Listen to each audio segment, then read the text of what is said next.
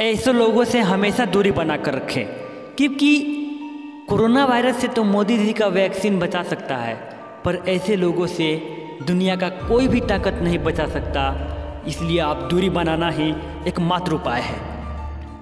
हम इंसान सामाजिक प्राणी हैं और हम कई सारे लोगों के बीच में रहते हैं, पर हमारे आसपास में रह रहे कई लोग ऐसे भी होते हैं जो इंसान रूपी एक जानवर से भी खतरनाक हैं, क्योंकि सांप के दांतों में विष होता है, पर ऐसे इंसान के रग रग में जहर भरा होता है।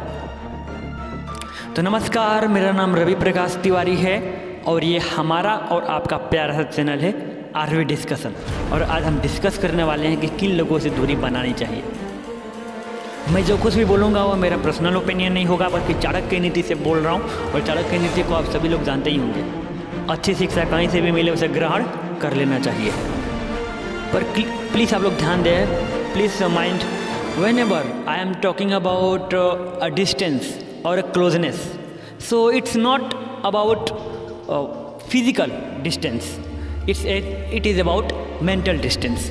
मतलब मैं यहाँ पे जब बात करूँ इंसान से दूरी बनाने की, तो ये ऐसा दूरी नहीं कि मतलब शारीरिक रूप से उसे दूर रहना है, बल्कि मन के रूप से दूर। अर्थात आपके रिश्तों में कई सारे लोग ऐसे भी होंगे जो रहते तो विदेश में हैं या कई अलग राज्य में रहते हैं, लेकिन वो दिल के बहुत ही करीब रहते हैं और उनसे एक हफ्ता में 10 बार बात हो ही जाती है। पर कुछ लोग ऐसे भी होते हैं जो हमारे घर के पास ही होते हैं, पर उनसे 1 साल पर भी एक बार भी बात हो या ना हो कोई ज़रूरी नहीं। तो आप लोग तो समझ ही गए होंगे कि मैं किस दूरी की बात कर रहा हूँ। जो पहला व्यक्ति है वो है जिस व्यक्ति के पास धर्म और दया ना हो। धर्म का अर्थ हिंदू, मुस्लिम, सिख, ईसाई नहीं है, बल्कि धर्म एक आधार की तरह है जिसके अनुसार हम अपना कर्म करते हैं। और जो मेरे हिसाब से सबसे अच्छा धर्म है वो है इंसानियत धर्म, जो इन सभी धर्मों से परे है और यहाँ पे कोई कंट्रोवर्सी नहीं है। दया का अर्थ होता है क्षमा।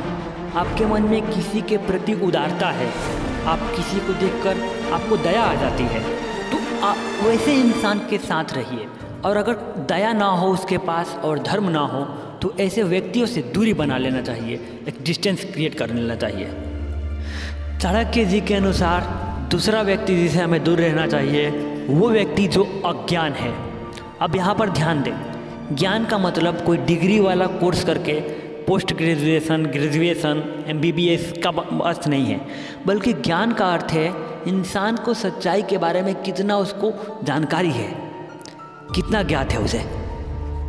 विद्या अर्जित करना एक कामधेनु गाय के समान है जो हर मौसम में अमृत ही प्रदान करती है।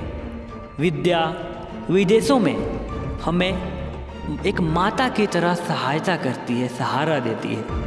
विद्या इंसान का वो गुप्त धन होता है जिसे दुनिया चाह कर भी नहीं छीन सकती उसके जीते जी उसको, इस ज्ञान को, इस धन को।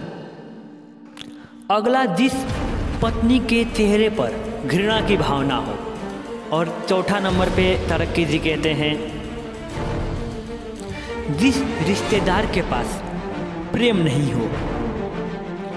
प्रेम वो अथाह समंदर है जिसके बारे में बड़े बड़े विद्वानों ने काफ़ी कुछ लिखा है, लेकिन फिर भी अगर तुलना करें तो उनके सारे बातों को, उनके सारे विश्लेषणों को अगर हम एक जगह इकट्ठा करें तो ये प्रेम का एक बूंद ही मात्र है, बल्कि प्रेम उससे भी कई गुना बड़ा है। इसको शब्दों में बयां नहीं की जा सकती।